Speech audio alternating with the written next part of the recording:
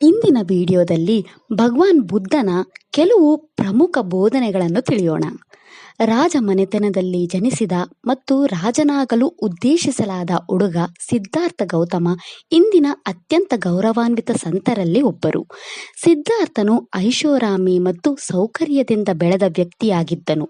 ಆದರೂ ಅವನು ತನ್ನ ಸುತ್ತಲೂ ಕಂಡ ದುಃಖಗಳಿಗೆ ಉತ್ತರಗಳನ್ನು ಹುಡುಕುತ್ತಾ ತನ್ನ ಅರಮನೆಯ ಜೀವನವನ್ನು ತೊರೆದನು. ಬಡತನದಲ್ಲಿ ವಾಸಿಸುತ್ತಿರುವ ವ್ಯಕ್ತಿಯನ್ನು ನೋಡಿದ ಸಿದ್ಧಾರ್ಥನು ಎಲ್ಲವನ್ನು ತ್ಯಜಿಸಿ ಜನರಿಗೆ ಸರಿಯಾದ ಮಾರ್ಗ ಮತ್ತು ಜೀವನ ವಿಧಾನವನ್ನು ತೋರಿಸಲು ನಿರ್ಧರಿಸಿದನು ಎಂದು ನಂಬಲಾಗಿದೆ. ಮತ್ತು ವರ್ಷಗಳ ಧ್ಯಾನ, ಸ್ವಯಂ ಶಿಸ್ತು ಮತ್ತು ಚಿಂತನೆಯ ನಂತರ ಅವನು ಬೋಧಗಾಯದ ಬೋಧಿ ವೃಕ್ಷದ ಕೆಳಗೆ ಜ್ಞಾನೋದಯವನ್ನು ಪಡೆದನು. ಆ ಕ್ಷಣದಲ್ಲಿ ಅವರು ಮೊದಲ ಬುದ್ಧ ಜನಿಸಿದನು. ಅವನು ತನ್ನ ಜ್ಞಾನ, ಜೀವನದಿಂದ ಪಾಠಗಳು ಮತ್ತು ಜೀವನವನ್ನು ನಡೆಸಲು ಸರಿಯಾದ ಮಾರ್ಗವನ್ನು ಹಂಚಿಕೊಳ್ಳುತ್ತಾ ತನ್ನ ಜೀವನವನ್ನು ಕಳೆದ ಜಾಗೃತ ಆತ್ಮ ಎಂದು ಹೇಳಲಾಗುತ್ತದೆ. ಬುದ್ಧನ ಬೋಧನೆಗಳನ್ನು, ಅವನ ಜೀವನವನ್ನು ಜ್ಞಾನೋದಯದ ಹಾದಿಯನ್ನು ಅನುಸರಿಸಲು ಮತ್ತು ನಿರ್ವಾಣ ಸ್ಥಿತಿಯನ್ನು ಸಾಧಿಸಲು ಅವರು ಹೇಗೆ ಎಲ್ಲ ಐಷಾರಾಮಿ ಮತ್ತು ಸಂಪತ್ತನ್ನು ತ್ಯಜಿಸಿ ಬಿಟ್ಟು ಹೋದನು ಎಂಬುದನ್ನು ನಾವು ನೋಡಿದಾಗ, ಇಂದು ಜೀವನದಲ್ಲಿ ತಾವು ಸಂಗ್ರಹಿಸುವ ಅಲ್ಪ ಸಂಪತ್ತನ್ನು ಅಂಟಿಕೊಳ್ಳುವ ಜನರಿದ್ದಾರೆ ಮತ್ತು ಮಾನವೀಯತೆಯನ್ನು ಉತ್ತಮಗೊಳಿಸಲು ಬುದ್ಧನು ಇಡೀ ರಾಜ್ಯ ಮತ್ತು ತನ್ನ ಬಿರುದನ್ನು ತ್ಯಜಿಸಿದನು ಎಂದು ನೋಡಬಹುದು.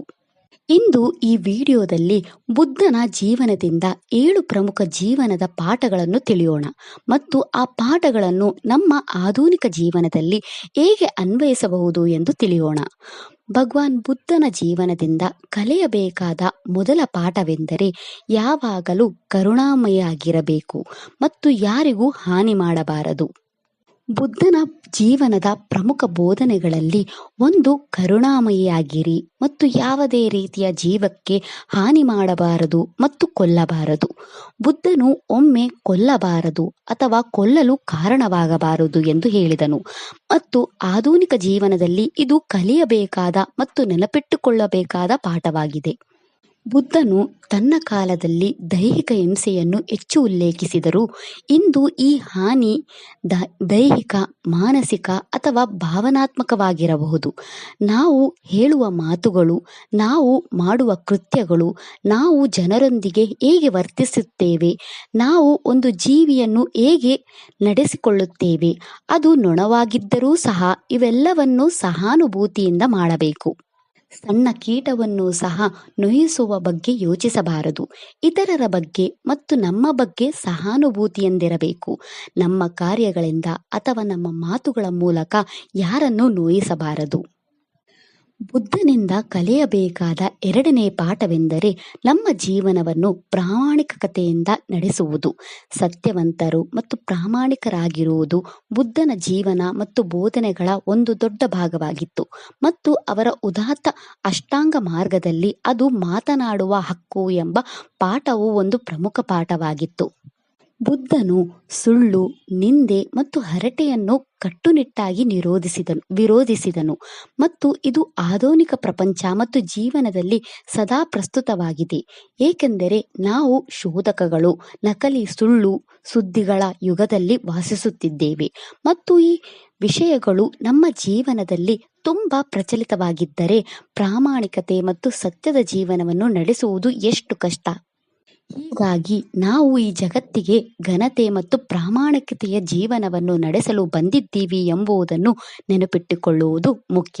ಮತ್ತು ನಮ್ಮ ಗೆಳೆಯರು ನಮ್ಮನ್ನು ಎಷ್ಟೇ ಸುಳ್ಳು ಅಥವಾ ಸಣ್ಣ ಹರಟೆಗೆ ಒತ್ತಾಯಿಸಿದರೂ ನಮ್ಮ ನಿರ್ಧಾರಗಳನ್ನು ಹಿಡಿದಿಟ್ಟುಕೊಳ್ಳುವುದು ಮತ್ತು ನಮ್ಮ ಮೌಲ್ಯಗಳನ್ನು ತಿಳಿದುಕೊಳ್ಳುವುದು ಯಾವಾಗಲೂ ಮುಖ್ಯ.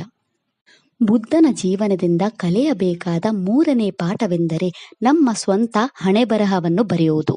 ಹೌದು, ಬುದ್ಧನು ನಮ್ಮ ಜೀವನ ನಮ್ಮ ಕೈಯಲ್ಲಿದೆ, ಅದರಿಂದ ಒಳ್ಳೆಯ ಕೆಲಸಗಳನ್ನು ಮಾಡಿ ಎಂದು ಹೇಳುತ್ತಾನೆ ಮತ್ತು ನಮ್ಮ ಸ್ವಂತ ಹಣೆಬರಹವನ್ನು ನಾವೇ ಬರೆಯಬೇಕು ಎಂದು ಹೇಳಿದನು. ವಿಧಿ ಎಂಬ ಪದ ಇಂದು ಜನಪ್ರಿಯ ಪ್ರಸಿದ್ಧ ಪದವಾಗಿದೆ ಮತ್ತು ಜನರು ತಮ್ಮ ಹಣೆಬರಹ ಏನನ್ನು ಕಾಯ್ದಿರಿಸಿದೆ ಎಂಬುದರ ಬಗ್ಗೆ ಆಕರ್ಷಿತರಾಗಿರುತ್ತಾರೆ. ಆದರೆ ಬುದ್ಧನು ಜನರಿಗೆ ವಿಧಿ ಎಂದರೆ ನಮ್ಮ ಕಾರ್ಯಗಳಿಂದ ನಮ್ಮ ಒಳ್ಳೆಯ ಕ್ರಿಯೆಗಳಿಂದ ಮತ್ತು ನಮ್ಮ ಆಸೆಗಳಿಂದ ನಾವೇ ಬರೆಯುವ ವಿಷಯ ಎಂದು ಕಲಿಸಿದನು.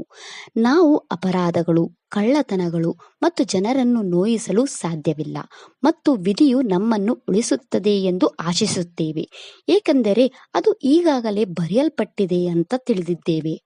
ಆದರೆ ಸಕಾರಾತ್ಮಕ ಹಣೆಬರಹವನ್ನು ಹೊಂದಲು ನಾವು ನಮ್ಮ ಕ್ರಿಯೆಗಳನ್ನು ಹಿಡಿದು ಉತ್ತಮ ಜೀವನವನ್ನು ನಡೆಸಬೇಕು. ಆಧುನಿಕ ಜೀವನದಲ್ಲಿ ನಮ್ಮ ವೈಫಲ್ಯಗಳಿಗೆ ಮತ್ತು ಕೆಲವು ವಿಷಯಗಳು ನಮಗೆ ಹೇಗೆ ತೆರೆದುಕೊಳ್ಳುತ್ತವೆ ಎಂಬುದಕ್ಕೆ ಜನರನ್ನು ದೂಷಿಸುವುದು ಸುಲಭ. ಆದರೆ ಏನಾಗುತ್ತಿದೆಯೋ ಅದು ಸ್ವಲ್ಪ ರೀತಿಯಲ್ಲಿ ನಮ್ಮ ಕ್ರಿಯೆಗಳಿಗೆ ಸಂಬಂಧಿಸಿದೆ ಎಂಬುದನ್ನು ನೆನಪಿಡಿಕೊಳ್ಳಬೇಕು. ಬುದ್ಧನ ಜೀವನದಿಂದ ಕಲಿಯಬೇಕಾದ 4ನೇ ಪಾಠವೆಂದರೆ ನಮ್ಮ ಜೀವನದಲ್ಲಿ ಯಾವಾಗಲೂ ಚಿಂತನಶೀಲರಾಗಿರುವುದು. ಚಿಂತನಶೀಲತೆ ಎಂದರೆ ಅರಿವಿನೊಂದಿಗೆ ಮತ್ತು ತೀರ್ಪು ಇಲ್ಲದೆ ವರ್ತಮಾನದ ಕ್ಷಣಕ್ಕೆ ಗಮನ ಕೊಡುವುದು ಮತ್ತು ಭವಿಷ್ಯದ ಬಗ್ಗೆ ಹೆಚ್ಚು ಯೋಚಿಸದೆ ಜೀವನವನ್ನು ನಡೆಸುವುದು. ಅನೇಕ ಜನರು ಇದನ್ನು ಒಪ್ಪದಿದ್ದರೂ ಚಿಂತನಶೀಲರಾಗಿರುವುದು ಇಂದು ವಿಶೇಷವಾಗಿ ಮುಖ್ಯವಾಗಿದೆ, ಏಕೆಂದರೆ ಜನರು ಏನನ್ನಾದರೂ ಬೆನ್ನಟ್ಟುವಲ್ಲಿ ನಿರತರಾಗಿರುತ್ತಾರೋ ಮತ್ತು ಜೀವನದಲ್ಲಿ ಕಾರ್ಯನಿರತರಾಗಿರುತ್ತಾರೋ. ಆದರೆ ಚಿಂತನಶೀಲರಾಗಿರುವುದು ನಮ್ಮ ಮನಸ್ಸಿಗೆ ಕಾಲಕಾಲಕ್ಕೆ ವಿಶ್ರಾಂತಿ ಪಡೆಯಲು ಅಗತ್ಯವಾದ ಸರಿಯಾದ ಪ್ರಮಾಣದ ಶಾಂತತೆಯನ್ನು ನೀಡುತ್ತದೆ. ಬುದ್ಧನ ಜೀವನದಿಂದ ಕಲಿಯಬೇಕಾದ 5ನೇ ಪಾಠವೆಂದರೆ ಎಲ್ಲರನ್ನೂ ಸಮಾನವಾಗಿ ನೋಡುವುದು. ಬುದ್ಧನು ತನ್ನ ಕಾಲಕ್ಕೆ ಕ್ರಾಂತಿಕಾರಿಯಾಗಿದ್ದನು, ಏಕೆಂದರೆ ಅವರು ಎಲ್ಲ ಸಮುದಾಯಗಳ ಜನರನ್ನು ಸ್ವಾಗತಿಸಿದನು. ಅವರಿಗೆ ಜಾತಿಗಳ ಬಗ್ಗೆ ಕಾಳಜಿ ಇರಲಿಲ್ಲ, ಯಾವುದೇ ಲಿಂಗ ತಾರತಮ್ಯ ಅಥವಾ ಆಧ್ಯಾತ್ಮಿಕ ಸಮುದಾಯದ ಹಿನ್ನೆಲೆ ಇರಲಿಲ್ಲ ಮತ್ತು ಪ್ರತಿಯೊಬ್ಬರೂ ಜ್ಞಾನೋದಯವನ್ನು ಪಡೆಯುವ ಸಾಮರ್ಥ್ಯವನ್ನು ಹೊಂದಿದ್ದಾರೆ ಎಂದು ಅವರು ನಂಬಿದ್ದರು. ಅವರು ಎಲ್ಲಿಂದ ಬಂದರು ಮತ್ತು ಆಧುನಿಕ ಸಮಾಜದಲ್ಲಿ ಆ ಸಮಾನತೆ ಕಣ್ಮರೆಯಾಗಿದೆ ಎಂದು ನಾವು ಭಾವಿಸಲು ಇಷ್ಟಪಡುತ್ತಿದ್ದರು. ಅದು ಇನ್ನೂ ವಿಭಿನ್ನ ರೀತಿಯಲ್ಲಿ ನಮಗೆ ನೋಡಬಹುದು. ಕೆಲವರು ಎದುರಿಸಬೇಕಾದ ಕೆಲಸದ ಸ್ಥಳದಲ್ಲಿನ ಅಸಮಾನತೆಯಾಗಿರಲಿ, ಮಗುವಿನ ಲಿಂಗದ ಆಧಾರದ ಮೇಲೆ ಜನರು ನಿರ್ಧರಿಸುವ ಅವಕಾಶದ ಅಸಮಾನತೆಯಾಗಿರಲಿ. ಬುದ್ಧನ ಜೀವನದಿಂದ ಕಲಿಯಬೇಕಾದ 6ನೇ ಪಾಠವೆಂದರೆ ನಮ್ಮ ಜೀವನದಲ್ಲಿ ಬದಲಾವಣೆಯನ್ನು ಒಪ್ಪಿಕೊಳ್ಳುವುದು. ಬದಲಾವಣೆಯೊಂದು ಸ್ಥಿರ, ಅದರಿಂದ ನಾವು ಅದನ್ನು ಅಳವಡಿಸಿಕೊಳ್ಳಬೇಕು. ಬುದ್ಧನು ನಮ್ಮ ಮನಸ್ಥಿತಿಗಳು, ನಮ್ಮ ಸಂಬಂಧಗಳು, ನಮ್ಮ ಉದ್ಯೋಗಗಳು, ನಮ್ಮ ದೇಹ ಅಥವಾ ನಮ್ಮ ಸುತ್ತಲೂ ನಾವು ನೋಡುವ ಯಾವುದೇ ವಿಷಯವಾದರೂ ಎಲ್ಲವೂ ಬದಲಾಗುತ್ತದೆ ಎಂಬ ನಂಬಿಕೆಯ ಸಕ್ರಿಯ ಅನುಯಾಯಿಯಾಗಿದ್ದರು ಮತ್ತು ಅದರಿಂದ ಬದಲಾವಣೆಗೆ ಹೆದರಿ ನಾವು ವಿಷಯಗಳನ್ನು ಹಾಗೆಯೇ ಅಂಟಿಕೊಳ್ಳಲು ಪ್ರಯತ್ನಿಸಿದಾಗ ದುಃಖ ಬರುತ್ತದೆ ಎಂದು ಅವರು ಜನರಿಗೆ ಕಲಿಸಿದರು. ಹೀಗಾಗಿ ನಾವು ಬದಲಾವಣೆಯನ್ನು ಸ್ವೀಕರಿಸಬೇಕು, ಬಿಟ್ಟು ಬಿಡಬೇಕು ಮತ್ತು ಮುಂದೆ ಏನಾಗುತ್ತದೆ ಎಂಬುದಕ್ಕೆ ಸ್ಥಿರರಾಗಿರಬೇಕು. ಮತ್ತು ಇಂದು ಬದಲಾವಣೆಯೊಂದೇ ಸ್ಥಿರ ಎಂಬುದು ಎಲ್ಲರೂ ತಿಳಿದುಕೊಳ್ಳಬೇಕಾದ ವಿಷಯ. ಸನ್ನಿವೇಶಗಳು ಮತ್ತು ಜೀವನವು ಬದಲಾಗುತ್ತದೆ ಎಂದು ನಾವು ತಿಳಿದಾಗ ಮತ್ತು ಅರ್ಥ ಮಾಡಿಕೊಂಡಾಗ ನಾವು ಜೀವನವನ್ನು ಎದುರು ನೋಡುತ್ತೇವೆ, ಒಳ್ಳೆಯದು ಅಥವಾ ಕೆಟ್ಟುದು, ಮತ್ತು ಜೀವನವನ್ನು ಸಂಪೂರ್ಣವಾಗಿ ಬದುಕುತ್ತೇವೆ. ಬುದ್ಧನ ಜೀವನದಿಂದ ಕಲಿಯಬೇಕಾದ ಕೊನೆಯ